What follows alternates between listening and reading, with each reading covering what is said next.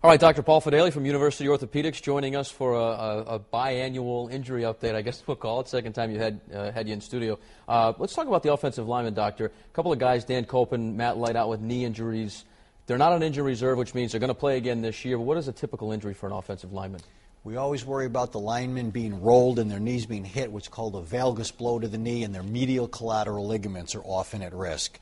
These are injuries that are often treated without any surgery. They can recover from, maybe not 100%, but they can play through versus, say, a running back or a wide receiver that does a lot more zigzagging. Correct. They're protecting a certain amount of territory, and if they can work within that territory, that's a sport, especially the tackles. They're pretty good at that, but once they're pulling guards or certainly running backs, wide receivers, there's way too much zigzag. They to the MCL, not uncommon that they recover and get their brace on and come back. Defensive lineman Jarvis Green, 2 weeks ago now, had his knee scoped. Right. You're the doctor. Tell me what scope means, and he's going to come back and play this year because he's not on injury reserve. Right. So, unfortunately, a lot of these athletes pile up injuries over the years. They knock the lining of the knee down. Often they're small cartilage tears. These men are very tough, and they often can play through these injuries. But occasionally it just nags on and nags on to the point that your performance starts slowing down.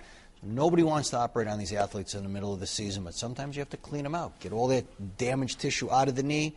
And if it's a small procedure like that, often we're optimistic within a few weeks you can come back. Obviously, the bigger their injury, the longer it's going to take. The one thing that we've talked about before with all athletes, and now especially football players, is their pain threshold and their recovery time. I mean, it's almost like bionic-like or Superman-like. Talk about how and why.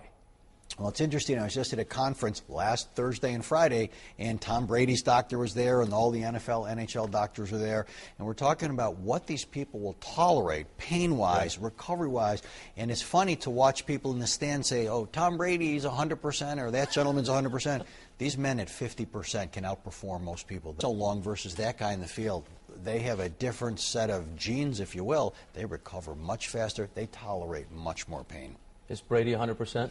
Oh, I don't think anyone believes 100%, but one arm or one leg tied behind his back. Yeah, they're that good. Michael Jordan was that good that when he had a really bad back and couldn't walk, he poured in 47 one night. Right. They're that good. All right, Doctor. Good seeing you again. Great seeing you. Hopefully we don't see you again for, I don't know, 6, 7 weeks. So the Super Bowl. Yeah, right. We'll do a little, that's optimistic thinking. All right, more of the sports wrap. High school soccer coming up next.